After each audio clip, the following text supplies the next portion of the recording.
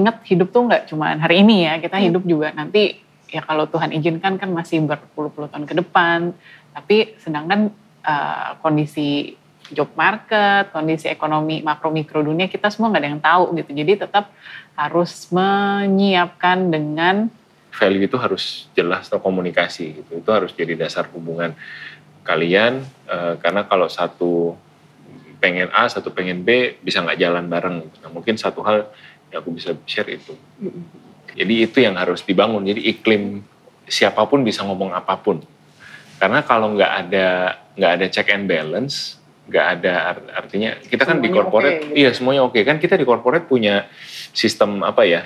SOP minta budget, finance approve, baru jalan. Pada saat jalan ada pertanggungjawaban budget. Nah sebenarnya sama aja prinsipnya dengan itu kalau diterapkan ke keluarga juga bisa. Jadi what are the things that shape us in our 20s? Our decisions, our steps, our failures, our victories, and our lessons. In this segment series, we'll take you to a trip down memory lane with interesting people and their interesting lessons in their 20s, with one goal, to let us learn from each other's lessons and to make better decisions based on it. So please welcome Lessons I Learned in My 20s segment series.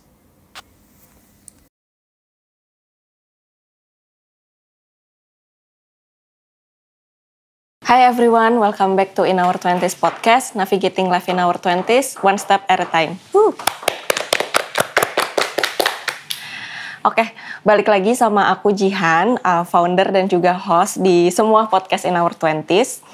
Hari ini mungkin teman-teman ngelihat kok setnya kayaknya beda nih dari set-set lainnya gitu. Hari ini menurut aku salah satu episode podcast yang spesial banget karena yang pertama di podcast kali ini kita bekerja sama salah satu platform. Mungkin teman-teman tahu namanya Generasi Setara.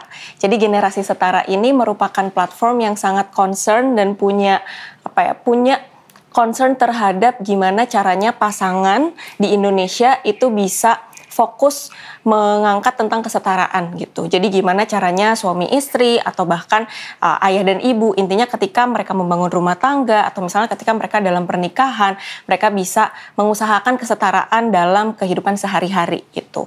Jadi tamu hari ini juga spesial karena tamu hari ini disupport sama Generasi Setara. Nah mungkin teman-teman bertanya-tanya ini syutingnya di mana? Karena kok beda banget. Hari ini for the very first time juga In Our 20s kita nggak syuting di studionya In Our 20s, tapi kita diundang ke rumah pembicaranya langsung. Dan menurut aku hari ini juga spesial karena pembicaranya bukan cuma satu orang. Jadi mungkin teman-teman kalau sering nonton podcastnya In Our 20 sering liatnya tamunya sendiri, cuman berdua ngobrolnya sama aku. Hari ini ada 2 orang dan berpasangan. Jadi menurut aku ini episode yang menarik banget. Kalau gitu sebelum kita mulai kita langsung aja kenalin tamu podcast kita hari ini yaitu Kak Samuel dan Kak Claudia. Halo. Halo Kak. Halo Jihan. Thank you banget udah diundang ke rumahnya. Sama-sama. Ini pertama kalinya banget kita syuting di rumah tamu. Semoga tidak kecewa ya. Nah, Kak Samuel sama Kak Claudia, aku yakin menurut aku generasi aku, which is teman-teman sesama umur 20-an, ketika mereka belajar tentang finance, menurut aku pasti banyak dari mereka yang udah familiar sebenarnya sama Kak Samuel, sama Kak Claudia. Nah, tapi mungkin boleh kita perkenalan lagi kali ya untuk yang belum kenal. Mungkin boleh dari Kak Samuel dan Kak Claudia perkenalan diri. Oke, halo apa nih panggilnya teman-teman In Our 20s? Iya teman-teman In Our 20s. Halo teman-teman In Our 20s, aku Samuel, ini istriku Claudia. Kami kantoran ya tadinya, jadi udah belasan tahun ngantor, terus mulai tahun 2019 itu aku profesinya HRD. Aku waktu itu mulai sharing-sharing tentang HR, tentang job hunting, bikin CV, bikin interview, dan akhirnya jadi content creator dari situ. Terus di 2020 pas COVID, setelah konten tentang HRD, kami juga coba konten tentang keuangan berdua sama istriku. Waktu itu modelnya podcast seperti ini. Kalau penasaran kontennya bisa nonton di channel Samuel Claudia juga. Ya kami sehari-hari konten seputar keuangan, dan di tahun 2000, boleh ulang ya sedikit ini bablik.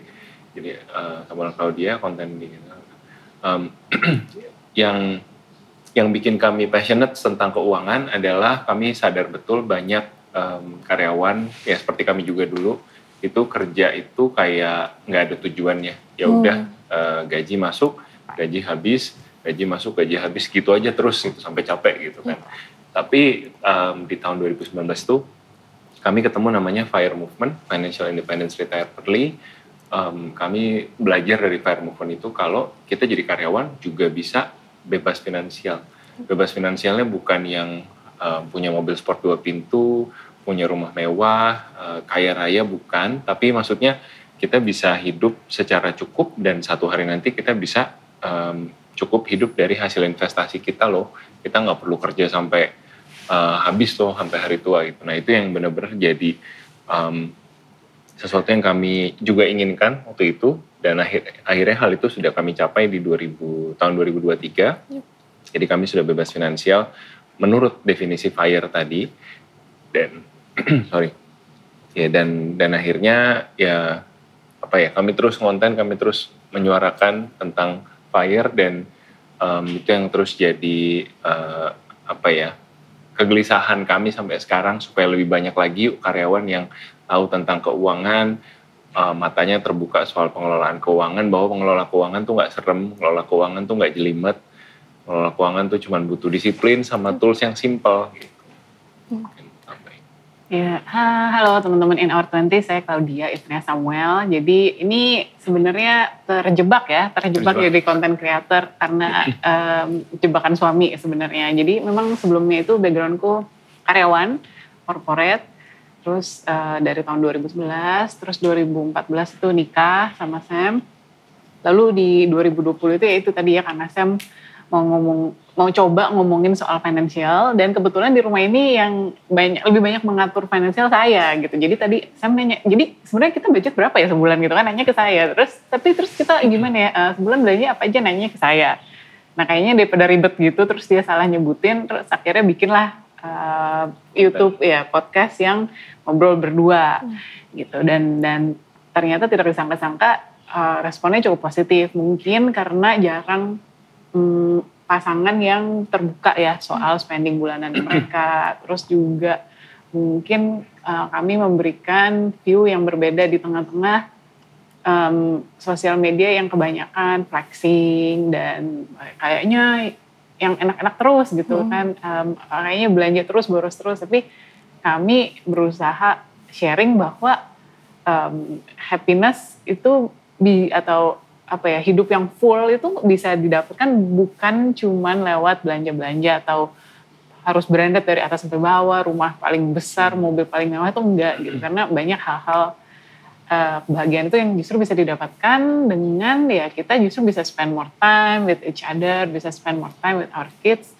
Jadi bukan mengejar materinya semata-mata gitu ya sampai lupa ada keluarga yang harus perhatikan gitu. Tapi justru kita memberikan semacam target ya, ini kalau emang sudah achieve ini kita bisa loh lebih slow down dalam karir karena kita bisa fokusin waktu dan energi ke hal-hal yang justru tidak bisa dibeli oleh uang gitu. Ya itu sih ya. Jadi salam kenal. Ya udah, jadi salam kenal. Yang penasaran tadi boleh lihat ya YouTube-nya kami. Oke.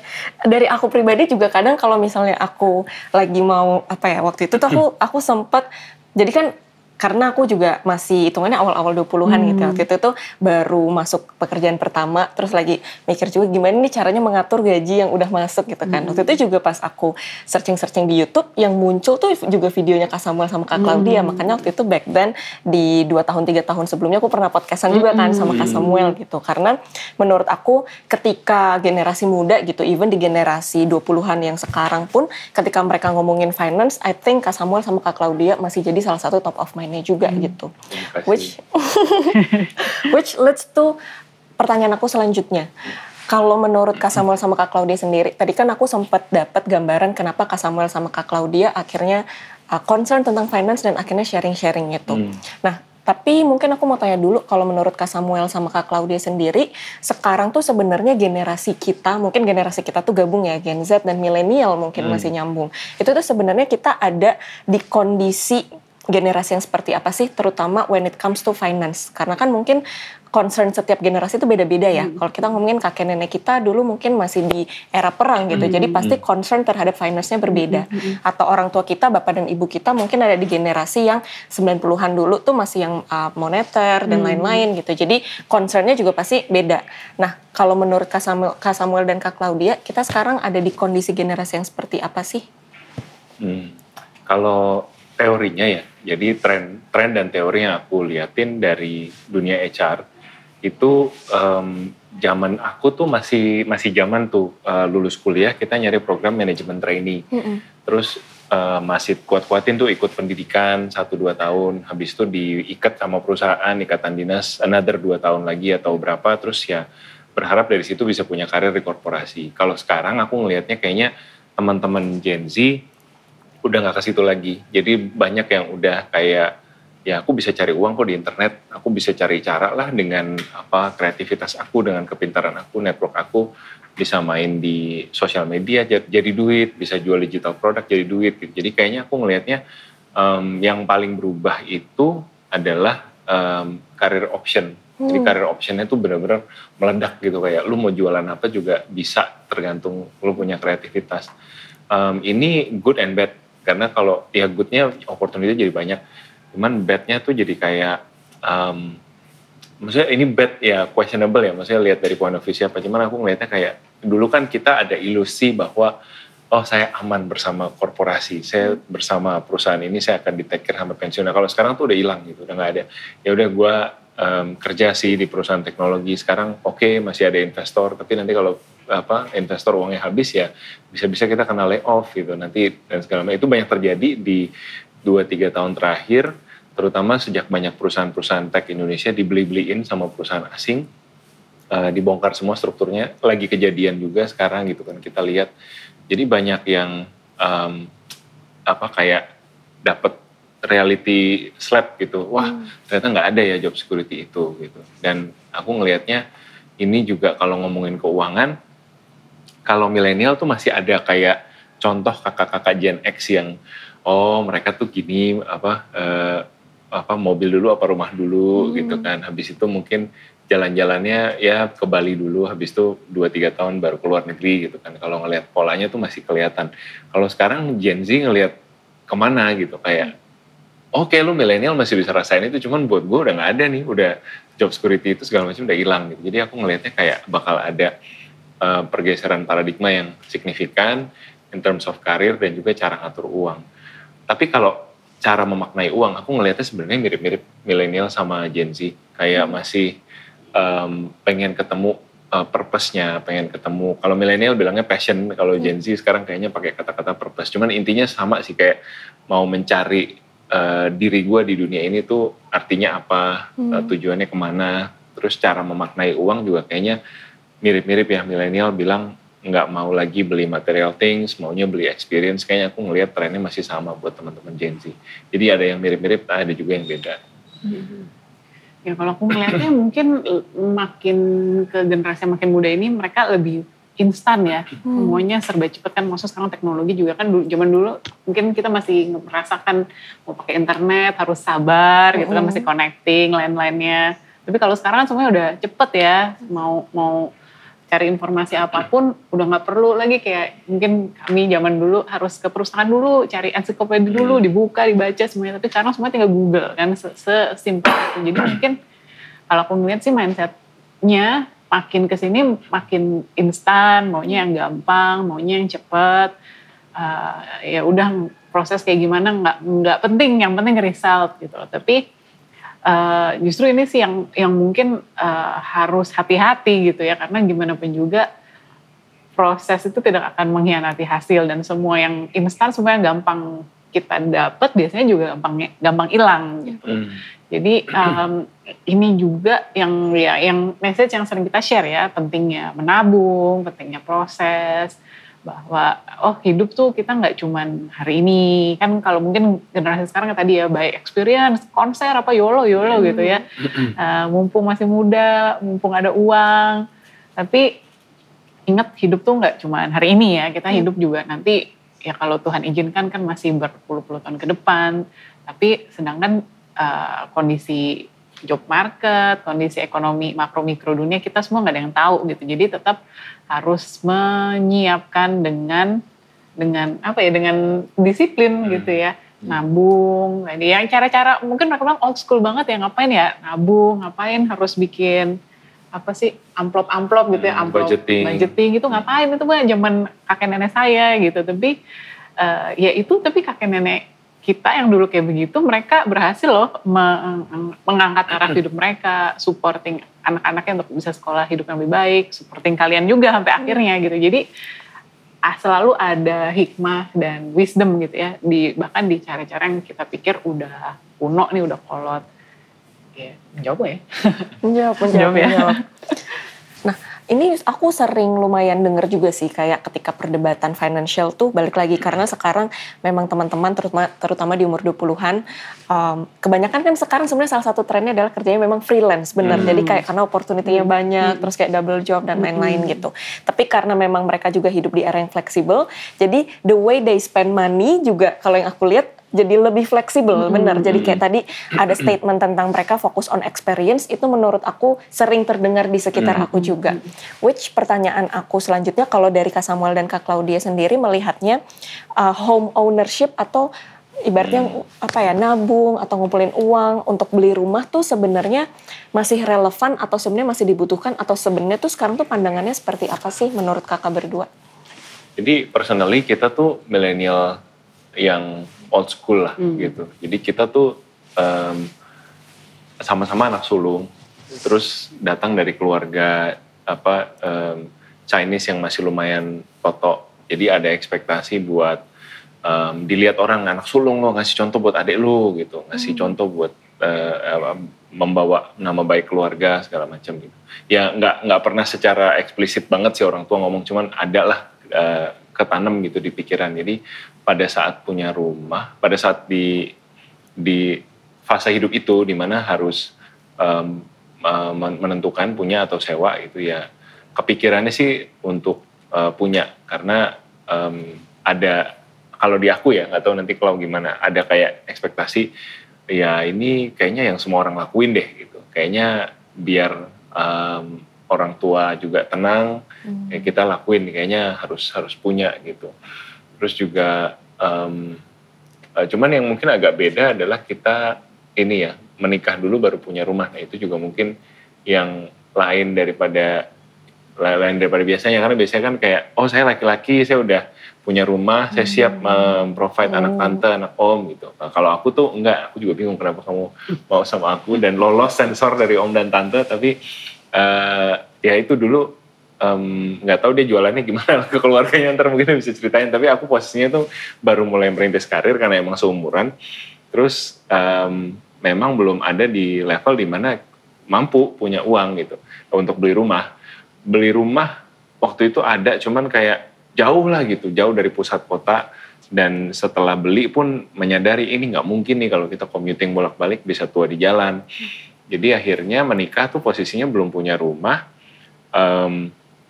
menikah dulu, terus tabungannya dari nol lagi, hilang, habis semua, terus nikahnya balik modal kita bilangnya, jadi kayak angpaunya kekumpul, wah ada nih vendor kebayar semua, ada lebihan dikit buat kita, terus kita mulai kehidupan pernikahan itu kembali ke kamar di rumah orang tuaku, jadi kamar aku bujangan dengan kamar tidur, tempat tidur single, jadi tiap tidur tuh dempet-dempet gitu kan. Nggak bisa gerak, boro-boro bangun keluarga, punya anak gitu. Untuk hidup nyaman aja kita kadang, privacy aja kadang sulit. Karena kalau berantem kan, ya pasti ada berantemnya gitu kan ya. Terus masih namanya early 20s, meletup-letup kadang berantem.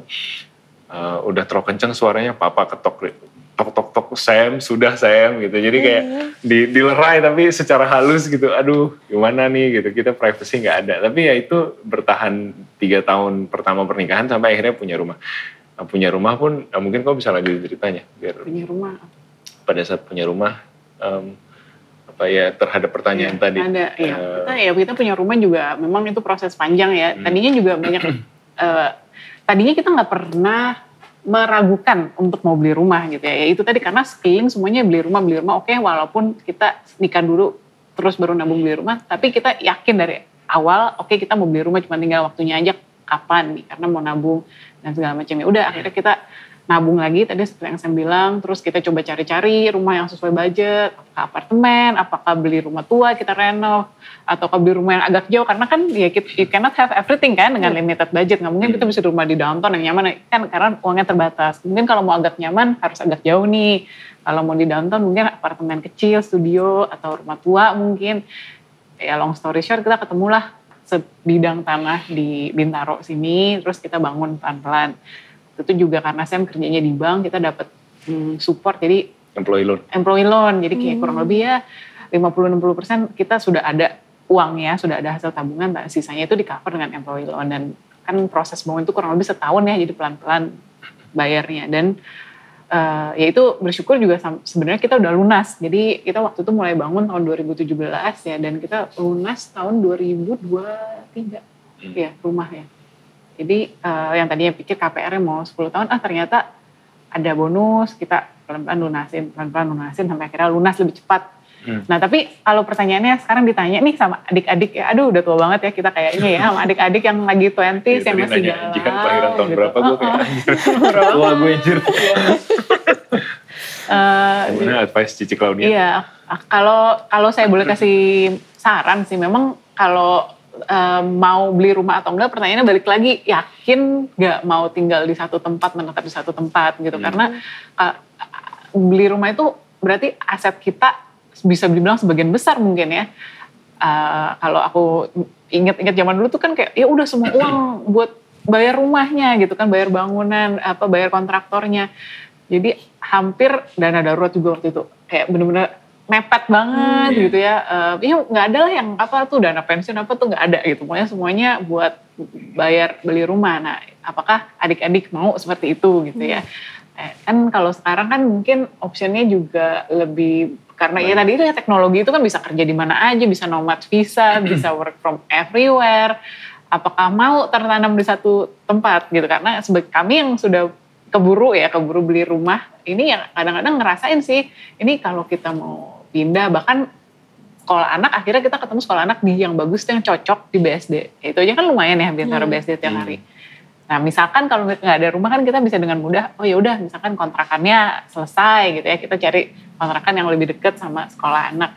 Nah, jadi beli rumah itu susah karena kita harus kasih atau bayarkan uang yang sangat besar di muka untuk ya udah ketaruh di sana, tapi padahal kita belum tahu nih perjalanan hidup kita akan membawa kita kemana gitu ya, pekerjaan kita akan membawa kita kemana, nanti mungkin punya anak, sekolah anaknya juga belum tentu yang di sebelah rumah pas cocok gitu. Jadi kayaknya sih kalau aku ngeliat sekarang ya orang juga lebih open minded ya dengan kondisi ekonomi yang sekarang juga, rumah ini ya lagi bubble burst gitu ya, banyak banget rumah-rumah yang katanya udah laku dijual tapi kosong gitu, terus jadinya kita sekarang lihat di mana-mana rumah mau dijual gitu kan. Justru sewa kayaknya menjadi opsi yang lebih frugal keluarin kayak definisi yang lebih ekonomis dan lebih praktis gitu ya buat teman-teman sih aku ngerasanya gitu, yang masih trying to figure out what I want in life, where I want to go in life.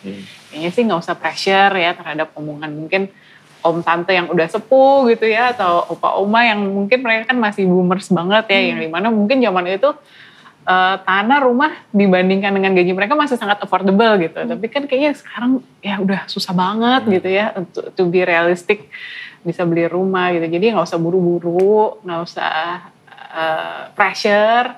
Ya, sambil itu ya udah yang penting sewanya, yang penting kita bertanggung jawab. Yang penting sewa kita bayar dengan uang hasil gaji sendiri ya, hasil keringat sendiri.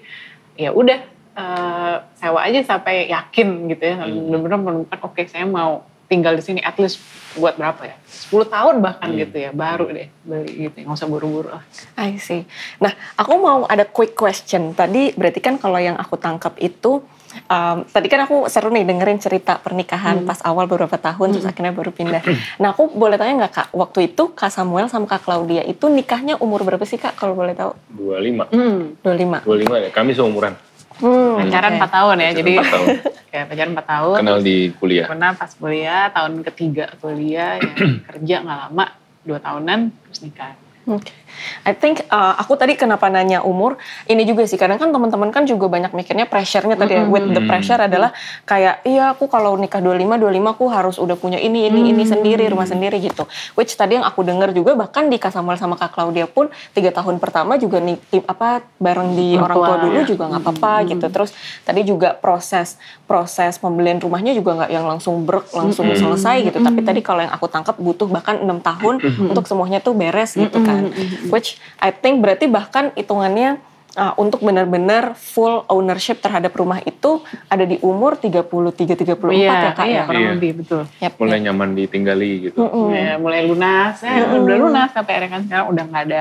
Furniturnya udah lengkap Ya, gitu. tadinya kan rumahnya masih kosong-kosong, kita pelan-pelan isinya juga gitu. Jadi kamar dulu, terus kamar anak kan dulu belum tahu nih kapan punya anak, ya udah kosongin dulu gitu. Terus pas udah hamil baru pelan-pelan diisi. Jadi ya memang bertahap banget sih. Bertahap banget ya, cicil-cicil. Oke. Dengan aku dengar tadi cerita Kak Samuel sama Kak Claudia bareng-bareng gitu ya, dari yang awalnya sama-sama korporat, terus habis itu akhirnya nikah seumuran juga bahkan gitu. Terus habis itu tadi proses pembelian rumah dan lain-lain gitu. Aku yakin dan dengan background Kak Samuel sama Kak Claudia dua-duanya FIRE couple gitu ya, financial independence gitu dan retire early. Aku yakin itu kan nggak mudah gitu, which mungkin salah satu yang aku pikirin adalah ini partnershipnya gimana berdua gitu sebagai pasangan sampai akhirnya bisa menjalani ya tadi journey tadi gitu. Nah aku mau nanya sebenarnya kayak dengan semua yang dijalankan bareng gitu sama Kak Samuel sama Kak Claudia, berarti umur pernikahannya tuh udah 10 tahun ya Kak? 10-11? Tahun ini tahun ke-11. Tahun ke-11 ya gitu. Aku penasaran banget dan aku yakin banyak banget orang yang penasaran juga kayak gimana caranya Kak Samuel dan Kak Claudia bareng-bareng tuh kayak mungkin membagi peran baik sebagai suami istri berpasangan gitu maupun sebagai dalam mengumpulkan financial bersama gitu. Pembagian perannya tuh gimana sih Kak? Jadi mungkin ini diawali dengan kita selalu bicara terbuka gitu apa adanya. Mungkin itu yang mendasari. Karena kami ketemu di kuliah sama-sama nggak punya uang, broke university student. Buat konteks kami di luar negeri kuliahnya tapi mahasiswa beasiswa gitu dan semua ya untuk survive di sana ya akal-akalan kami lah gitu, part time cari uang tambahan, terus belanjanya juga barang diskonan. Aku dulu makan sarapannya tuh selai jeruk itu harganya cuma 100 yen, 10.000 itu bisa habis berapa 2 minggu sebulan, pokoknya dipirit-pirit gitu. Terus kita kan tinggal di asrama, jadi kamarnya terpisah tapi belanja breakfastnya tuh belanja roti kadang bareng gitu, bagi ya gitu. Terus kadang aku lapar mau makan lebih dari satu dia nggak kasih, itu harus tahan sampai minggu ini nanti baru. Soalnya kenapa? Karena rotinya belinya di supermarket yang jauh gitu. Nah untuk ke supermarket itu harus bayar tiket bis yang mahal. Jadi kalau aku makan lebih dari satu rotinya, artinya aku harus beli roti tempat lain yang mungkin lebih mahal. Jadi panjang lah. Cuman intinya kita sesusah itu dulu gitu. Dan dalam hubungan yang seperti itu mungkin orang ngelihatnya lain ya. Cuman aku sadar the good thing that we did adalah ya terbuka apa adanya, ngomong apa adanya, termasuk soal ekspektasi dia ketika mau menikah. Dia bilang, aku nanti kalau sudah menikah, aku tetap mau kerja ya. Kamu jangan larang-larang aku tinggal di rumah, terus aku harus jadi nurut sama kamu, terima uang dari kamu setiap bulan segala macam. Aku lupa percakapan persisnya gimana, cuman ya pemahaman aku akhirnya ya udah ini kita sama-sama kuliah, sama-sama pintar, sama-sama bisa punya potensi yang besar dalam karir. Ya udah silahkan gitu. Meskipun pada prakteknya tetap ini ya ada hiccup-nya gitu. Aku tetap ngerasa kayak kadang kalau dia lembur, dia dulu marketing di event, suka event Sabtu Minggu terus di Bandung gitu kan. Kami waktu pulang dari Jepang, base-nya kan di Jakarta. Jadi wah mau pacaran susah, mau ketemu susah. Jadi ada juga cemburu-cemburunya ada itu tahap-tahap awal. Tapi mungkin the right thing that we did adalah dia udah ngomong secara jelas ekspektasi dia. Jadi kalau yang kenal Klau akan tahu dia orangnya direct, tapi hatinya baik gitu. Maksudnya dia direct supaya jelas nih ya, gue udah ngomong nih di depan gitu. Nah ketika dia udah jelas, akhirnya aku pun enak untuk ibaratnya ngimbangin sebagai pasangan gitu. Dan kami nggak bilang jalan kami paling benar, karena pasti ada pasangan yang, oh nilai-nilai kami berbeda, aku pengennya jadi stay at home wife, aku pengennya jadi breadwinner tunggal di keluarga, gitu. Itu nggak salah atau nggak benar, karena tiap keluarga pasti value-nya beda. Cuman yang mungkin bisa kami sharekan adalah value itu harus jelas atau komunikasi, gitu. Itu harus jadi dasar hubungan kalian, karena kalau satu pengen A, satu pengen B, bisa nggak jalan bareng. Nah, mungkin satu hal yang aku bisa share itu.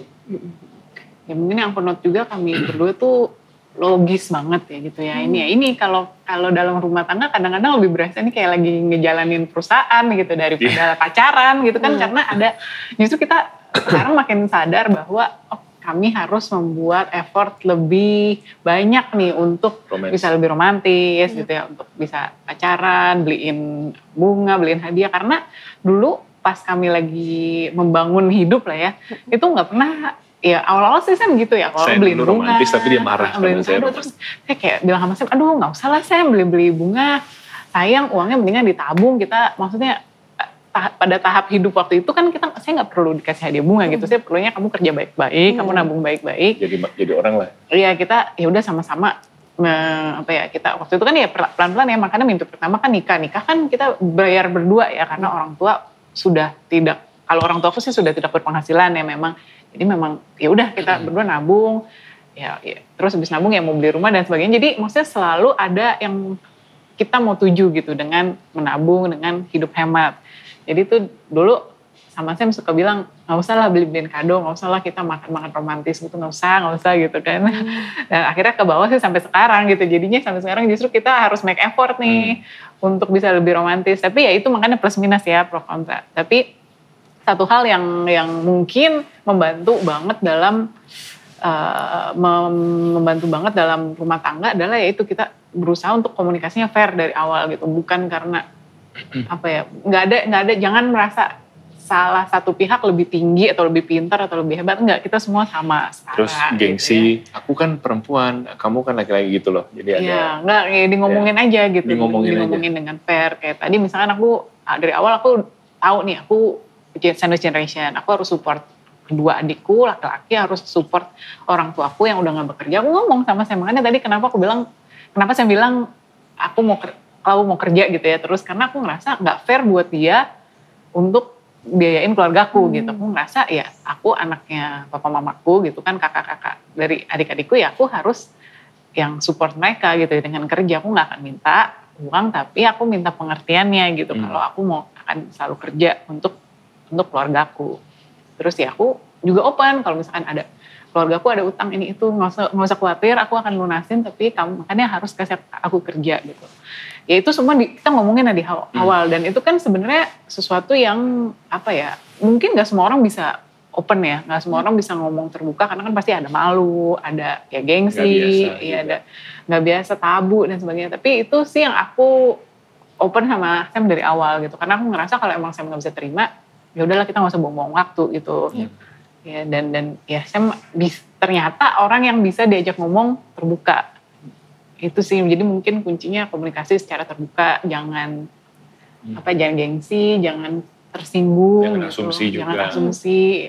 Jadi ya udah coba diobrolin sebenarnya visi kalian dalam hidup apa, goalnya apa. Misalkan oke, kita mau punya rumah, coba ngomongin dengan detail rumah kayak gimana, karena spek rumah di misalkan Pondok Indah yang 100 miliar gitu kan, sama mungkin rumah di Bintaro yang 5 miliar apa gimana, itu semua harus kita ngomongin dengan detail. Jelas. Iya, dan itu pun pas bangun rumah itu pun juga diskusi itu ada sama Sam. Pokoknya aku bilang nggak usah lah punya rumah gede-gede, yang penting cukup nyaman dan bisa aku bersihin sendiri gitu. Karena aku growing up tanpa ada ART gitu ya, jadi aku juga nggak nyaman kalau ada ART. Jadi aku maunya sebenarnya bisa kerjain semua sendiri. Kalau rumahnya di Pondok Indah yang gede banget gitu ya kan nggak bisa ya gitu, jadi nggak sesuai nih gitu. Harganya lebih dari 1 bahkan. Iya, jadi nggak sesuai sama yang aku mau. Nah itu aku ngomongin sama dia dengan jelas gitu. Terus Sam juga ngomong, aku kalau rumah nanti pengennya tinggalnya yang di Jakarta Selatan karena lebih heterogen dan sebagainya. Nah ya itu akhirnya sampai ketemu gitu ngomong diskusinya. Ya itu contoh-contoh ya, tadi contoh waktu mau nikah, mau bangun rumah, itu semuanya kita harus bisa komunikasi secara open, secara setara gitu. Jangan merasa mungkin kayak oh dia lebih hebat atau dia lebih pintar, dia income-nya lebih banyak, jadi aku nurut aja gitu ya. Enggak gitu kan, karena rumah tangga itu kan gimana pun juga dibangun berdua. Mungkin salah satu doang yang breadwinner gitu ya. Kamu mungkin di rumah jaga anak atau apapun lah, nggak ikut kerja, nggak ikut kontribusi secara keuangan. Tapi kan ini perahu rumah tangganya berdua gitu. Nanti rumahnya tinggalin berdua juga gitu. Nanti suami mau bikin keputusan apapun, misalkan mau tinggal di daerah mana juga kan kamu pasti kena impact-nya. Jadi harus diajak ngomong gitu ya. Jangan merasa inferior, yang satu jangan merasa inferior kayak aku nggak kontribut apa-apa, atau satunya lagi justru merasa terlalu superior gitu. Aku yang paling kontribut jadi aku yang harus mutusin. Ya enggak, kita harus punya di set aside dulu segala gengsi itu dan ngomong secara terbuka. I see. Menurut aku ini menarik banget karena at some point walaupun kita sekarang udah 2025 gitu ya, sebenarnya kan masih banyak juga obrolan-obrolan yang balik lagi bukan salah karena setiap orang mungkin punya pemikirannya masing-masing, tapi kan masih banyak juga yang menjunjung tinggi kayak ya kalau ceweknya ya nanti jadinya di rumah aja atau enggak misalnya kayak atau bercanda-bercanda aku sih maunya jadi trophy wife aja gitu. Which menurut aku tadi pas denger kayak keren banget gitu karena bisa bareng-bareng gitu dan menurut aku benar-benar bentuknya jadinya partnership karena dua-duanya kontribut banyak gitu ya di dalam hubungannya. Nah mungkin menurut aku ini salah satu pertanyaan impromptu juga gitu ya, tips yang aku yakin untuk aku pribadi dan banyak orang juga perlu dengar. Tadi kan yang aku dengar adalah Kak Samuel sama Kak Claudia punya banyak conversation, keterbukaan, value dan lain-lain. Ada nggak sih Kak beberapa misalnya pertanyaan-pertanyaan yang penting sebenarnya untuk ditanyain dan didiskusikan untuk ibaratnya deal-dealan sebelum nikah, konteksnya sebelum nikah untuk di saat kayak aku akan go deh sama orang ini seumur hidup gitu. Ada nggak? Apa ya? Yang dasar banget itu mungkin background keluarga mungkin ya, ceritain ekspektasi keluarga terhadap kita.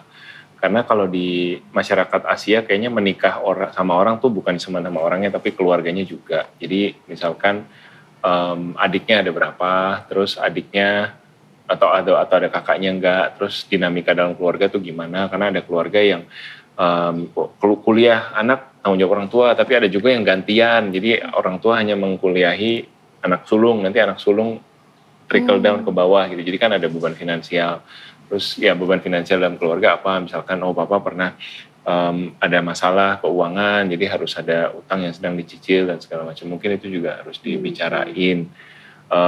Terus cara mengatur keuangan yang diinginkan mungkin juga tadi yang kami lakukan itu kan kalau pengen kerja, aku pengen kerja, obviously kan dia jadi punya penghasilan.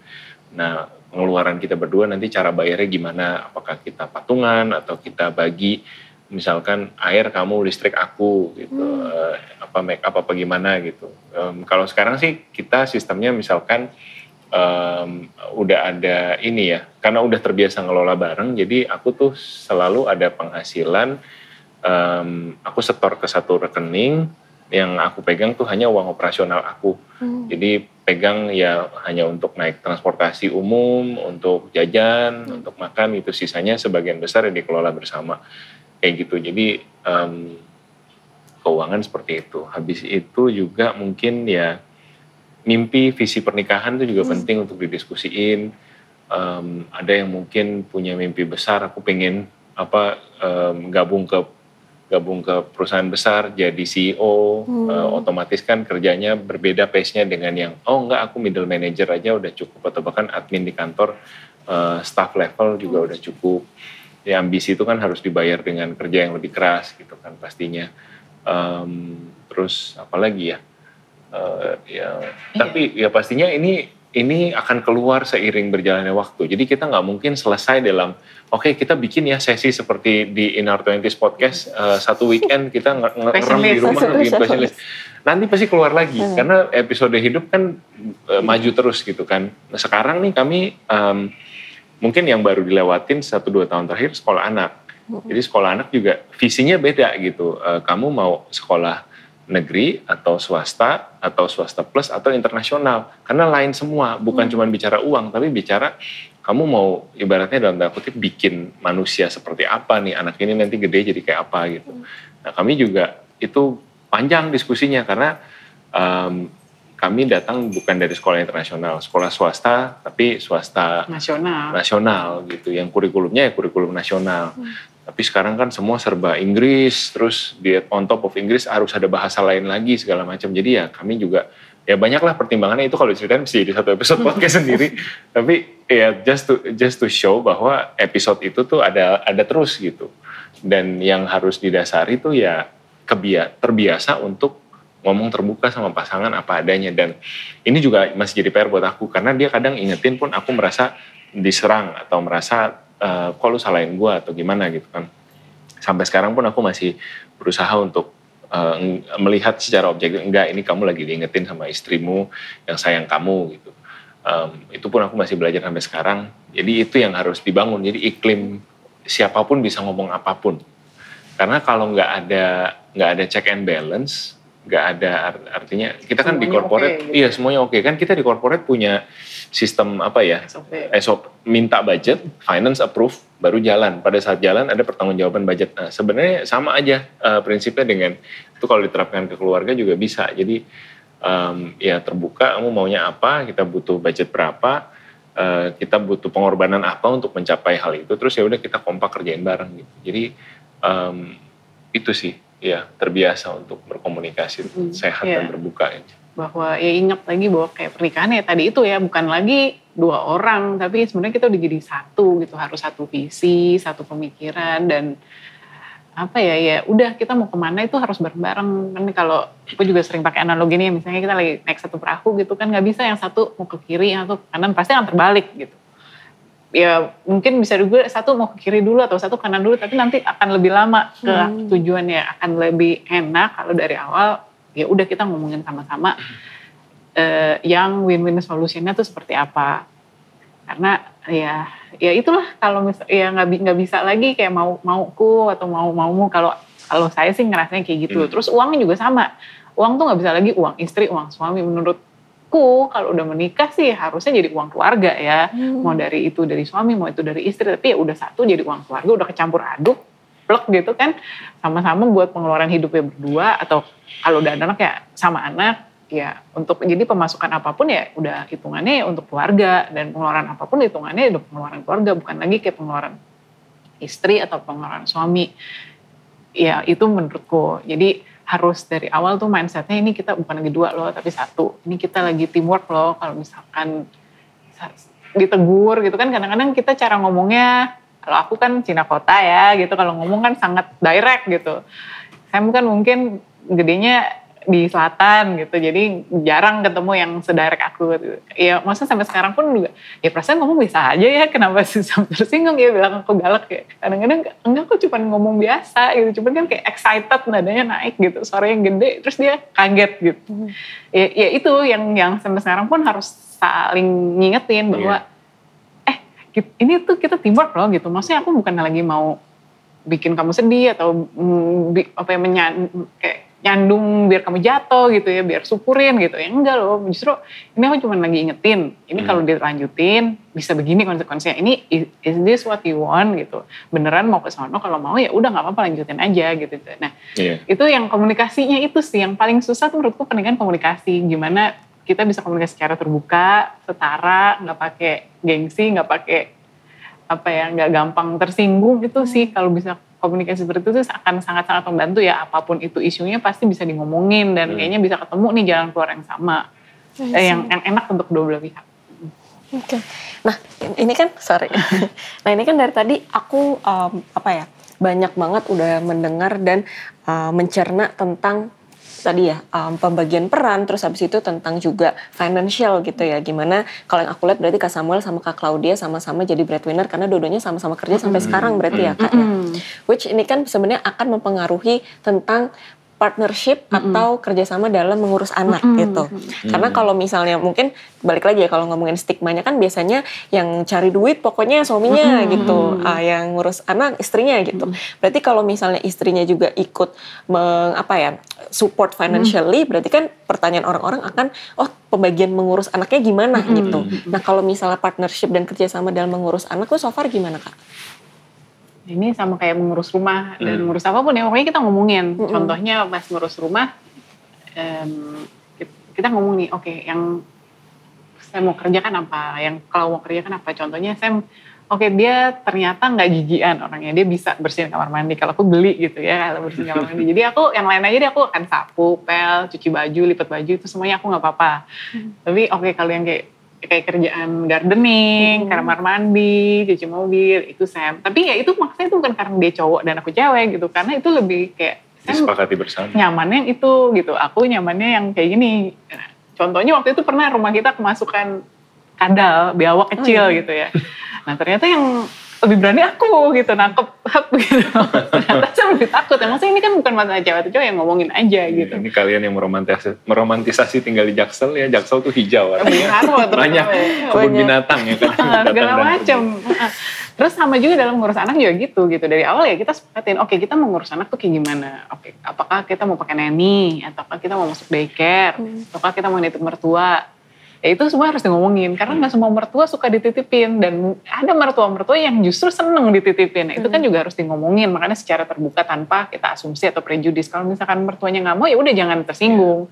Kalau misalkan mertuanya mau bantu, ya kita juga harus samain ekspektasi, jangan terlalu standarnya sama kayak kita, karena pasti beda gitu ya cara papa mama ngurus anak aja. Menurut mama ini makan udah cukup gitu, atau menurut papanya ini udah cukup sehat gitu kan, menurut mamanya kurang, itu pasti selalu ada aja gitu. Jadi kalau memang kita konsekuensinya gitu ya, kalau kita nggak ngurus anak sendiri, dititipin ke siapapun itu pasti ada perbedaan standar, dan itu kita udah siap atau belum. Iya. Gitu. Nah kalau dulu kan kita memang pas dua-duanya masih kerja, kebetulan karena COVID, jadi kan work from home, jadi masih bisa sambil lihat-lihat Hana, dan sempat ada masanya Hana kita titipin ke daycare, karena itu juga kita udah diskusi nih, kayaknya kita lebih nyaman di daycare, ada sistem daripada nanny aja di rumah berdua. Nah, pas sekarang sudah tidak daycare Hananya, karena kami berdua juga sudah tidak corporate, kerjanya di rumah lebih fleksibel. Kalau dulu kan walaupun work from home, kalau corporate ya meeting, mereka nggak mau tahu kan, report ya report. Nah, kalau sekarang kan kita bisa adjust justru waktu-waktu meeting, atau ya report atau apapun ya tunggu Hananya tidur gitu, atau misalkan bisa gantian, ya lebih gampang diatur. Nah, dalam mengurus Hana ya kita juga ngomongin nih, Sam lebih suka apa gitu kan, kalau ternyata Sam lebih suka ajak main Hana, terus sukanya Hana les piano, Sam lebih suka mendampingi Hana yang piano. Nah kalau aku misalkan bagiannya mandiin, terus temenin tidur, ya terus ya mungkin untuk pelajaran-pelajaran yang art and craft atau yang math, aku pun lebih seneng gitu untuk menemenin Hana yang untuk kerjain activity itu. Nah itu juga makanya ngomongin sih, karena nggak bisa karena karena kamu cewek kamu art and craft, ya taunya papanya gitu kan yang memang passion di art and craft, yang bakat, yang pintar banget, kreatif banget kan, yang ya jadi stigma itu sih yang harusnya nggak kita challenge. Iya kita challenge gitu, karena semua orang beda gitu kan, semua orang beda, setiap keluarga dinamikanya beda. Ya nggak apa-apa. Ada temenku yang memang papanya yang ngurus anak, karena papanya lebih telaten, pintar masak, ya lebih suka anak kecil. Mamanya itu ya kerja justru, karena mamanya merasa dia nggak telaten, nggak pintar masak gitu, lebih pintar cari uang di luar sana, ya nggak apa-apa juga gitu kan, if it works for them. Yang penting kan makanya ngomongin, jangan sampai satu sisi merasa ya padahal gue nggak mau kerjain ini nih gitu ya, tapi ya udah deh terpaksa gitu. Yang penting ya kita harus happy lah kerjainnya, harus sepakat dua-duanya. Ini menurut aku menarik banget, berarti sebenarnya kan semua hal dalam rumah tangga, dalam hubungan itu kan diomongin banget gitu ya. Dan akhirnya aku lihat pembagiannya juga cukup rata gitu. At least mungkin yang benar-benar 50-50 juga nggak ada gitu. Karena kalau yang aku bacakan sebenarnya nggak pernah ada yang namanya benar-benar 50-50, tapi at least pembagiannya disepakati bersama gitu. Tergantung nyamannya masing-masing seperti apa. Nah, dengan pembagian yang sekarang berjalan gitu, tapi pernah nggak sih Kak kayak misalnya either dari orang tua atau misalnya dari orang sekitar gitu, kayak kan sebenarnya kan somehow balik lagi ya, kita kan hidup dikelilingi banyak stereotype, apalagi when it comes to gender dan pembagian dalam rumah tangga gitu, dalam suami istri. Pernah nggak sih Kak misalnya kayak ada yang komen atau misalnya ada yang kritik atau kayak bahkan sebenarnya dari Kak Samuel sama Kak Claudia sendiri mikir kayak aduh tapi kan kalau misalnya kita speak up bikin konten atau misalnya kita cerita kita kayak gini nanti orang-orang mikirnya gini gitu. Nah gimana Kak Samuel dan Kak Claudia melihat stereotype ini dan responding to that-nya tuh gimana? Jadi kalau yang ngomong itu netizen, kalau yang ngomong itu orang lewat di komen, itu nggak terlalu sakit. Karena kita nggak tahu siapa gitu kan. Kadang juga username-nya nggak jelas, fotonya nggak jelas, ya orang lewat kali biarin aja gitu. Jadi aku tuh justru nggak pernah terlalu ambil personal. Kalau dia mungkin agak lebih sensitif, cuman artinya yang jadi mimin di YouTube channel tuh aku yang bacain komen, aku yang approve-approvein, aku yang bales gitu kalau perlu dibales. Nah, yang lebih menyakitkan adalah kalau orang dekat, orang dekat ngejudge, orang dekat punya stigma, dan memang terjadi, ada juga kadang-kadang gitu yang keputusan untuk fire sejak tahun 2023 aku nggak bekerja formal lagi kantoran, aku ngurusin ya bisnis sosmed ini gitu kan. Tapi kelihatannya kan kayak pengangguran. Kelihatannya gitu. kayak pengangguran kan, postingannya ayo kita earthing dulu, nginjak rumput pagi-pagi atau kasih makan anak gitu. Ini bapak-bapak kok di rumah mulu gitu kan. Ada stigma kayak gitu, ada yang ngomong. Terus ya kebetulan pada saat itu yang kenal aku, ya udah aku jawab aja, enggak, aku merasa fulfill kok. Pertanyaannya jadi exactly, kamu sebagai laki-laki gimana ya? Saya lihat ke bawah, kayaknya kelaki-lakian saya baik-baik saja gitu. Tapi ditanyakan ya sudah, enggak apa-apa kok gitu. Terus saya bilang, ya ini yang works buat keluarga saya, nggak apa-apa, saya merasa baik-baik aja, saya merasa fulfill dengan hal-hal lain, dengan saya nulis segala macam, akhirnya dijelasin gitu. Tapi yang saya juga mau bilang, rumah tangga itu butuh strategi PR juga. Jadi nggak cuma di kantor, kita butuh brand PR dan komunikasi, di keluarga juga perlu. Artinya kita nih satu tim, ring satunya keluarga. Jangan dikit-dikit cerita sama orang tua. Jangan dikit-dikit masalah libatkan orang tua. Kalau anak cerita curhat ke papa mamanya, yang dibela pasti anaknya sendiri. Dia pasti akan melihat, wah Claudia nih istri yang dominan lah, ini istri yang nggak sayang suami segala macam, keluar segala projection mereka kan di zaman mereka gitu, dengan kebenaran-kebenaran versi mereka kan zaman udah berubah. Jadi artinya bukan kita bohong sama orang tua ya, terus ada terjadi KDRT pakai makeup yang tebal tutupnya, itu juga jangan. Cuman maksud aku kita berusaha selesaikan sebanyak mungkin masalah tuh di dalam rumah tangga sendiri dengan yang nyaman buat kita gitu. Karena kalau ntar dimentalin keluar, mah menurut mama gimana? Emang lu dong yang punya mama, gue juga punya mama gue bilang gini, ntar jadi runyam gitu. Jadi kalau aku pernah dengar tuh kalau ada masalah dengan apa istilahnya, kalau ada masalah dan ketahuan sama keluarga, yang ngomong adalah sisi dari si anaknya. Jadi misalkan ada masalah nih, orang tuaku tahu, ya aku jelasin. Gitu, aku jelasin, bukan disilang. Kalau disilang pasti dia kalah, kan dia orang luar. Dia orang luar kena hantam sama orang tuaku lah ibaratnya gitu. Kan disalahin dia, meskipun gak pernah terjadi ya, papa mama so far baik-baik aja, cuman sebagai ilustrasi contoh. Jadi ya kita yang mengatur pintu kita sendiri, istri yang mengatur pintunya dia, dan ya apapun yang terjadi bela pasangan.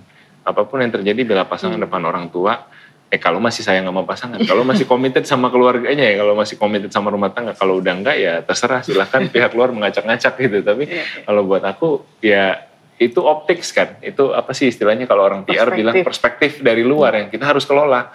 Ya jadi bukan palsu ya, bukan kayak lu munafik keluar kelihatan baik-baik aja, bukan, tapi ya kita kelola masalah dan perspektif luar juga gitu. Jadi nggak hanya seperti bola liar, kalau ada masalah oke, semua libatkan, selesaikan ramai-ramai, kan belum tentu perspektif orang-orang sesuai kan dengan yang kita mau gitu. Ya, jadi mungkin maksudnya kakak Sam di sini gitu ya, maksudnya ya ini beresin. Jadi contoh misalkan tadi yang Sam dapat komentar, kok kamu nggak kerja sih, laki-laki masih usia produktif di rumah doang gitu ya, pengangguran.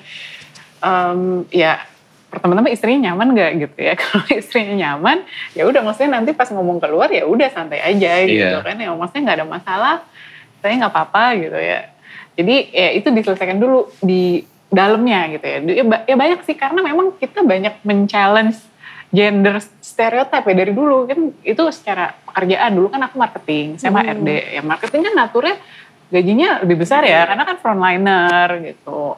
Kalau HRD kan supporting, jadi walaupun mungkin masuknya sama nih, year of service-nya sama, bisa jadi marketing jauh lebih cepat gitu naiknya. Dan itu ada satu poin saya merasa minder. Aduh, aku sebagai laki-laki, tapi kok aku gajinya lebih kecil gitu. Ya, terus ya saya justru nggak masalah gitu. Saya ngerasa ya itu tadi ya, kalau udah keluarga kan rezeki bisa Tuhan bisa kasih lewat suami, bisa lewat istri. Yang penting kamu kerja nggak? yang penting kamu di kantor, kamu do your best nggak gitu ya. Kalau udah kita ngomongin dapat gaji berapa kan banyak faktor ya gitu. Jadi nggak bisa semelulu dinilai seberapa keras kamu bekerja dengan berapa banyak gaji yang kamu dapat gitu ya. Udah yang penting kita committed nggak di keluarga ini. Ya udah kita sama-sama bangun lah gitu. Ya nggak ada bedanya gitu kan. Karena rezeki bisa datang dari mana aja. Jadi itu pas ada stigma atau ada komentar yang mungkin challenging gitu ya dari luar ya, kita diskusi dulu di dalam kita gitu. Ini ada orang ngomong kayak begitu loh gitu. Perlu dijawab nggak? Iya perlu jawab nggak? Kamu rasanya gimana gitu? Ayo okay with that.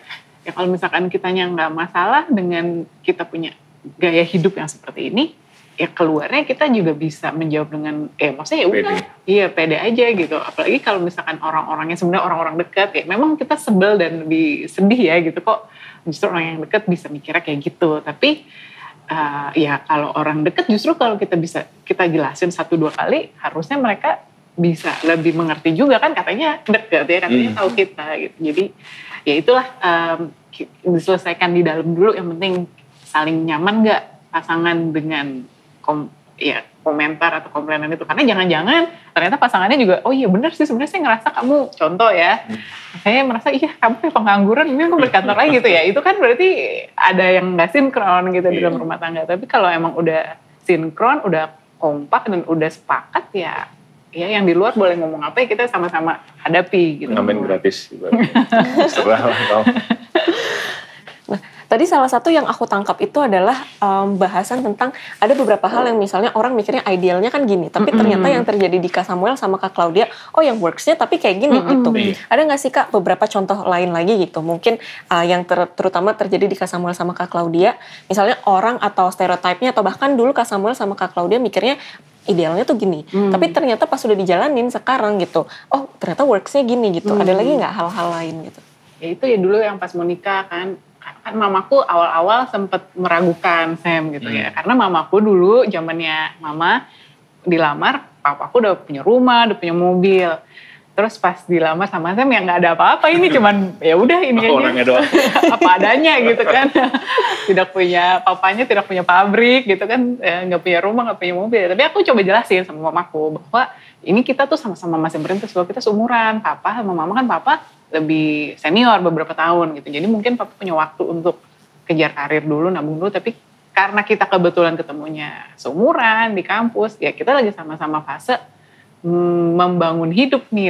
Lagi emang baru mulainya dari sini gitu kan. Kalau di garis nol baru mulai banget nih gitu. Jadi tapi kalau aku nggak apa-apa gitu. Aku ngerasa kerja bareng atau maksudnya berjuang bareng dari nol buat aku nggak apa-apa. Nah tapi ini kan maksudnya case by case ya, aku nggak bilang ini paling benar gitu, karena mungkin ada orang-orang yang pengen nggak mulai dari nol, itu juga mungkin kan mereka punya value sendiri dan itu ya masing-masing. Tapi waktu itu aku jelasin sama mamaku ya kayak gitu. Ya terus ya kita buktiin juga sih bahwa Sam tuh serius gitu, bahwa Sam kerja, maksudnya bukan ongkang-ongkang kaki doang gitu kan. Terus ya bahwa ya Samnya juga membuktikan bahwa ya udah dia yang bisa dia kerjakan ya dia kerjakan dalam levelnya dia. Ya itu sih ya. Terus mungkin contoh lain, ada istilah kan lebih baik minta maaf daripada minta izin kalau sama istri. Nah itu aku tuh menemukan hidup jadi lebih susah justru kalau begitu. Karena minta maaf susah mendapatkan maaf kalau udah bikin salah. Jadi ya udah gue apa-apa kasih tahu istri. Mau beli apa kasih tahu istri. Bahkan kadang barang mobil yang dia nggak ngerti juga, saya keluar segini ya, ini beli barang bla bla bla filter apa segala, dia nggak ngerti tapi ya udah saya beli. Ya udah dia bilang pokoknya catat aja, masukin ke kantong pengeluaran mobil gitu kan. Jadi menurut saya ini juga agak beda arus nih sama orang-orang gitu. Kalau orang-orang kan bahkan saya dengar dari teman-teman yang cowok-cowok, kalau kirim barang ke kantor, nggak ke rumah. Terus ada yang beli kendaraan bermotor, titip garasi sama temen yang punya bengkel, jadi nggak dibawa pulang ke rumah gitu. Ya, bapak-bapak saya tahu. Modus Anda. Jadi itu saya nggak lakukan dan buat saya itu justru lebih damai. Karena ya udah nggak ada kehidupan tersembunyi yang dikelola di belakang gitu ya. Memang agak ribet minta izin kalau keluar uang gitu kan. Ini seperti berangkas bank, gampang masuk susah keluar, finance kantor, terus bikin proposal, approval, presentasi, nggak bercanda. Tapi ya udah setelah uangnya keluar ya dinikmati juga bersama-sama. Jadi maksudnya kita juga punya hobi guys gitu. Jangan dipikir frugal living tuh orang aneh gitu, tidur tiap hari makan nasi udah berkerak gitu, kasih garam. Enggak, gitu punya hobi. Saya masih nggak sampai modif mobil sih, cuman kayak ya saya mobilnya nice lah gitu, saya perawat dengan baik, itu butuh uang. Terus dia juga punya hobi beli tas, beli sepatu, itu juga butuh uang. Jadi nah hobi-hobi itu kita lihat pasangan-pasangan di luar tuh kayak, lu manage-nya susah banget dalam hati gitu ya, kayak aduh tapi suami gue atau istri gue nggak ngasih atau apa, ini izin dulu nih sama Polda gitu kan, atau maksudnya istrinya dibilang Polda gitu. Ya udah, maksudnya gimana ya, kenapa itu harus jadi sesuatu yang kesannya kucing-kucingan atau susah gitu. Kan memang tahu resikonya kalau menikah kan begitu. Jadi ya udah lupakan fair, adil, hidup bujanganmu sudah berlalu, sekarang hidup pernikahanmu sudah dimulai, ya beginilah sistem baru yang kamu bangun gitu. Kalau saya mungkin satu contoh yang kepikiran tadi yang counter culture gitu ya. Iya. Cukup ya? Cukup. Paling ini pertanyaan singkat Kak. Dengan menjalani hubungan dan rumah tangga yang seperti ini, Kak Samuel sama Kak Claudia itu sebenarnya punya role model nggak sih? Either itu dari keluarga atau mungkin someone on the internet, atau ada nggak sih role model spesifik? Siapa ya? Aku tuh suka baca buku, jadi dan mungkin orangnya logis dan cukup banyak buku yang aku konsumsi gitu. Jadi nggak ada particular role model, cuman aku lihat prinsip apa di buku mana cocok nih, terus prinsip apa di buku mana cocok. Terus kan sekarang mungkin buku banyak juga penulis-penulis dia ngonten juga di sosial media, jadi kita suka sharing gitu kalau ada quote bagus atau ada praktek yang bagus. Jadi sebenarnya lebih kayak ya udah kita ayak berdua gitu. Ada yang bagus ya aku forward ke dia, kadang menurutku bagus, menurut dia enggak gitu kan. Bagus nih kontennya, tapi kamu baca deh comment sectionnya, orang pada ngehujat dia gitu misalkan gitu ya. Jadi oh iya kita ayak lagi berdua. Intinya sih kayaknya selalu open minded aja, dan selalu ada istilah everyday is day one atau apa gitu. Pokoknya selalu kayak rasa penasaran itu kayak karyawan baru gitu yang benar-benar hari pertama di kantor. Jadi ya udah, saya selalu newbie, saya selalu siap belajar gitu. Mungkin itu. Ya kalau aku sih justru banyak belajar dari pernikahan papa mama, terus juga mungkin om tante yang dulu pas aku kecil growing up, lihat nih justru jadi bukan pengen jadi kayak mereka, justru ada poin-poin yang saya justru nggak pengen kayak mereka gitu. Saya ngelihat ada yang mungkin suaminya terlalu ngekang, istrinya nggak boleh kerja, harus di rumah aja. Terus istrinya bilang gitu, justru setelah bertahun-tahun lewat ya, aduh dulu coba kalau kejar karir, aku udah jadi ini jadi itu. Jadi aku belajar, kayaknya tuh kita kalau punya keinginan nggak boleh harus suppress gitu. Jadi berapa kali saya juga bilang nih, aku pengen coba eksplor project ini, project itu, ABC. Sebenarnya dalam hati aku pasti ada kekhawatiran ya.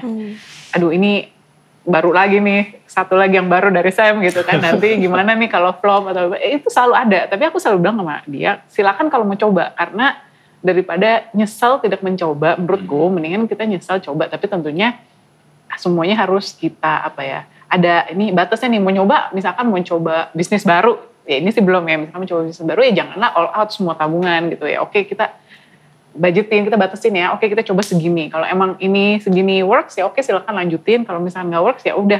Ini ibaratnya biaya pelajaran hidup kita ya. Kalau kita kan bayar kuliah gitu SPP ya, ini kan kuliah kehidupan ya udah nggak apa-apa kita let go gitu uangnya. Jadi ya aku belajar justru dari orang-orang yang kayak ketemu ya nggak mau ya kayak gitu, nggak mau ya dikekang-kekang, nggak mau ya dilarang-larang, maunya bisa ngomong, maunya kita bisa setara. Terus juga kami berdua kan memang sebelum nikah juga ikut kayak bimbingan pranikah gitu, lalu di gereja ada ya itu. Nah itu aku banyak belajar sih tentang kita tuh nggak boleh mengharapkan penuh gitu. Jadi pasangan yang misalnya kita setengah kosong terus kita penuh gitu. Mengharapkan suami yang mengisi kekosongan hidup, selalu nemenin. Kalau kita sedih dia menghibur, nggak bisa. Karena suami juga manusia ya, dia juga ada saatnya down, perlu dihibur, perlu dikasih kekuatan gitu. Jadi ya kita harus gimana caranya harus cari fulfillment sendiri gitu. Makanya kalau mau apa ya kerjain aja gitu. Kalau emang kita mau kejar apa, kalau misalkan punya hobi apa ya asal masih make sense, masih dalam budget ya lakukan aja gitu kan. Karena dalam hidup kita cari apa sih gitu kan. Kan kita kerja juga kan uang buat apa ya? Uang kan buat kita nikmati kan. Tentunya dengan bertanggung jawab ya, itu asal kita bertanggung jawab, asal kita fair, nggak ilegal, nggak nyusahin orang. Ya kalau punya hobi apa ya kita kerjain aja biar nggak penasaran gitu.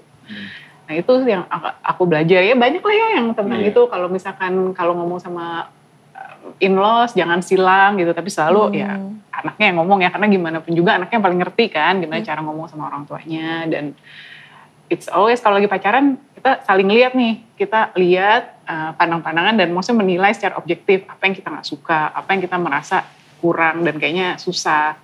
Terus kita sampaikan, begitu juga kita kalau punya beban apa kita sampaikan. Nah ini bisa terima nggak? Kalau misalkan bisa terima ya udah oke lanjut. Kalau misalkan nggak bisa terima juga jangan dipaksakan gitu. Karena nanti semakin nikah semakin banyak challenge-nya. Jangan kita pikir ntar nanti punya anak lebih gampang nih. Enggak gitu, justru anak menambah satu lagi dinamika gitu. Terus kalau udah nikah, dibalik yang tadinya saling berhadapan ya kita gitu. Jadi it's us against the world. Kita udah satu nih. Kita harus bisa watch each other's back. Iya, watch each other's back. Kita harus bisa support, kita harus bisa teamwork, dan justru kalau ada attack dari luar kita harus bisa saling belain gitu. Ya walaupun kadang-kadang kan kita juga ya emang sih dia kekurangannya itu gitu. Tapi ya kalau orang yang ngomong ya kita harus bisa apa ya jangan ikutan. Oh iya emang suami saya kayak begitu tuh gitu ya. Jangan gitu kan. Tapi kita ya harus justru bisa backup dia lah gitu, support dia gitu ya. Okay. Nah, salah satu tadi yang kita lumayan banyak bahas itu kan sebenarnya kayak tadi ya financial dan decision making di dalam rumah tangga. Tapi kan aku tuh pernah take podcast sama salah satu financial planner. Dia tuh bilang sebenarnya financial planning atau pokoknya financial itu sebenarnya kendaraannya aja gitu. Tapi at the end of the day tujuannya adalah what's the goals gitu. Nah pertanyaan aku adalah kalau di Kak Samuel sama Kak Claudia sendiri marriage goals-nya atau goals besar yang ingin dituju dengan tadi semua teknisnya, planningnya, persiapannya dan lain-lainnya, itu sebenarnya tujuannya ngarahnya kemana sih Kak? Kalau kita ngelihatnya berubah terus gitu loh. Ya, jadi selama menikah seperti 11 tahun. Ini misalkan kayak di 3 tahun pertama pernikahan tujuannya tuh mau punya rumah, mau keluar dari pondok mertua indah. Ya udah tujuan tercapai, uang habis kan, ada tujuan baru lagi. Mau punya mobil gitu, mobil kebeli, punya anak sekarang sekolahin anak. Oh sebelum itu kan mau FIRE kan, mau FIRE, mau mencapai FIRE, financial independence tercapai, naik level lagi. Kalau aku ngelihatnya tujuan tuh kayak nggak pernah statis gitu loh, selalu ada goal baru, selalu ada sesuatu yang kita teman-teman usia 20-an jangan pikir eksklusif kalian aja yang punya mimpi gitu loh. Aku mau make use of my 20s gitu. Nanti 30-an mainannya beda, 40-an mainannya beda. Dan kami pun sekarang ada rasa takut. Takutnya tuh gini, gue kan keluar udah FIRE nih. Sebenarnya gue naif gak ya ngomong begini? Nanti ada gak nih tiba-tiba gue, karena orang kan bilang puber kedua katanya, tiba-tiba bapak-bapak hobi piara burung atau apa, punya hobi baru yang keluar uangnya banyak gitu. Ntar lu 40-an berubah lu mikirnya gitu. Kemarin pas ngobrol sama salah satu temen, lu gak ada mainan yang diumpetin dari istri gitu kan.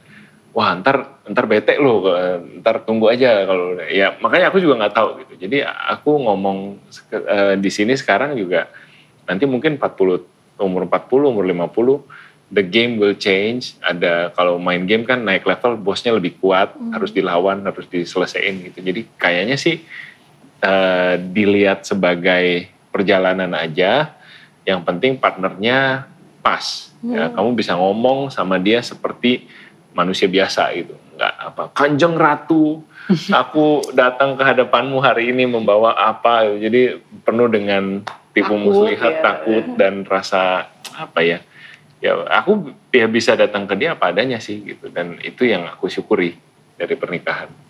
Ya, kalau aku ngeliatnya justru kalau nikah itu kita cari life partner gitu ya, karena kalau misalkan ya kan kalau berdua selalu lebih apa ya, menurutku sih lebih ada temen ngobrol, lebih nggak kesepian. Terus kalau misalkan kalau satu orang pemikiran kadang-kadang kita bisa miss nggak kepikiran atau nggak kelihatan gitu. Tapi kalau misalkan berdua kita brainstorm lebih coveragenya lebih holistik kan, lebih semuanya kelihatan. Jadi makanya penting banget ketemu partner yang tepat. Nah, kalau misalnya nggak ketemu partner yang tepat, nggak usah buru-buru gitu. Jadi karena makanya nanti tambah pusing, yeah. Tambah pusing malah jadi tambah masalah. Santai aja gitu. Yang penting kita ya fokus sama hidupnya kita mau jalan kemana. Sama Sam pun juga sama. Saya nggak pernah berpikir waktu dulu ya bakalan cepet nikah dan lain-lain, karena aku ngerasa aduh banyak banget yang mesti dikerjain, keluarga aku sandwich generation, aku mau kerja dulu, mau support mereka dulu secara finansial, aku mau adikku kuliah dulu sampai beres. Tapi ternyata pas ketemu dia aku cerita, oh dia bisa menerima gitu dan dia bisa support. Jadi ya makanya memutuskan udah nggak apa-apa nikah aja 25, tapi yang waktu itu kita putuskan adalah menunda untuk punya anak. Nah ini juga kan kontroversial ya, karena kan banyak yang bilang anak jangan ditunda, jangan ditolak. Ya buat kami berdua punya anak itu komitmen seumur hidup gitu, bukan cuman pas lahir lucu-lucu enggak gitu. Itu anak akan jadi besar, perlu bimbingan orang tua, perlu diajak main, perlu diberikan value yang tepat dari kecil, dan itu nggak mudah gitu. Kita nggak bisa, mungkin yang ya ini ya, saya juga nggak mau judging, tapi maksudnya oke, asal kasih ke daycare atau asal kasih ke neni, nggak bisa gitu, karena pasti orang tuanya harus hadir. Jadi itu kita tunda dulu ya, kita tunda dulu gitu. Waktu nikah, oke kita nikah aja. Nikah mau apa? Nikah kita mau saling support sampai kita berdua find the best version of each other gitu. Jadi kan kayak Sam, mau jadi HRD, mau coba jadi headhunter gitu kan. Oh ya saya mau coba nulis buku, saya mau content creator, saya mau coba ini, mau coba itu. Kan ya itu tadi financial itu kan semua tools aja ya. Kalau kita dulu mungkin masih ribet di kantor ngejar financial stability, susah lah untuk kita bisa explore gitu ya, untuk mau coba sebenarnya aku tuh hobinya apa ya, sebenarnya aku pengen contribute apa ya ke society. Itu tuh lebih susah. Tapi waktu kita udah kerja hampir belasan tahun di corporate, terus bisa menata kehidupan keuangan dengan baik, sampai akhirnya bisa FIRE. Nah sekarang kan jadinya Sam mau konten, dia bebas, mau konten apa aja gitu, dia nggak harus, oke saya konten apa ya, yang brand apa ya, yang bisa kasih saya uang gitu ya, ya udah kamu konten sesuai dengan apa kata hati kamu gitu. Lalu misalkan ada brand-brand yang nawarin job tapi nggak sesuai dengan value kita, misalkan ngajarin boros atau apa ya udah nggak usah diterima gitu, karena kita konten tujuan utamanya bukan lagi kita buat cari income, tapi lebih ke untuk self actualization, untuk dia sharing positif impact-nya dia ke society. Jadi ya itu ya, nikah kita harus jadi justru partner untuk bisa masing-masing ketemu the best version of ourselves gitu. Yang lain-lainnya maksudnya keuangan dan lain-lain itu kan sebenarnya tools saja kan, tools. Oke, aku belajar banyak banget sore ini. Kebetulan karena mungkin aku juga lagi di umur-umurnya banyak concern tentang hubungan, tentang membangun rumah tangga kalau nanti menemukan pasangan yang tepat gitu. Tapi aku belajar banyak banget sore ini. Thank you Kak Samuel dan Kak Claudia. Tidak terasa kita ngobrol udah 1 jam lebih. Fun banget ngobrol menurut aku yakin. Kayaknya ini pertama kali deh kita episode yang ngebahas yang datang memang pasangan, dan 2 bahas tentang dinamika berhubungan dan berpasangan gitu, apalagi membangun rumah tangga. Jadi aku yakin episode ini akan berguna buat banyak orang. Amin. Sekali lagi thank you banget buat Kak Samuel dan Kak Claudia udah share, udah diundang ke rumahnya, ada minuman, ada pisang goreng. Thank you banget. Kalau misalnya teman-teman mau belajar atau misalnya mau dapet insight lebih banyak lagi tentang balik lagi apa yang kita omongin hari ini, di mana aja sih Kak, bisa di-share? Teman-teman bisa cari kami Samuel dan Claudia di Google, nanti biasanya muncul podcast. Kami ada di YouTube, Spotify, TikTok, Instagram, semua ada. Jadi dicari aja mana yang paling nyaman buat teman-teman. Ya, jangan looking forward untuk ketemu teman-teman lagi di sana. Oke. Thank you Kak Samuel, Kak Thank you, Claudia. Mbak Jihan. Kita mau ngucapin juga terima kasih buat Genset, buat Generasi Setara, karena udah membantu mendukung dan mensponsori episode kali ini. Kita jadi belajar banyak banget bahwa ternyata balik lagi ketika kita berhubungan, kita berpasangan gitu, ada perempuan, ada laki-laki, dengan segala stereotip yang ada, dengan segala stigma yang ada, ternyata kita masih bisa bekerja sama dengan baik, kita juga masih bisa mengusahakan kesetaraan itu gitu. Dan kalau yang aku pelajari hari ini, yang penting banyak komunikasi gitu ya Kak ya. Oke, kalau gitu thank you teman-teman yang udah nonton sampai akhir. Kita ketemu lagi di episode selanjutnya. Bye-bye.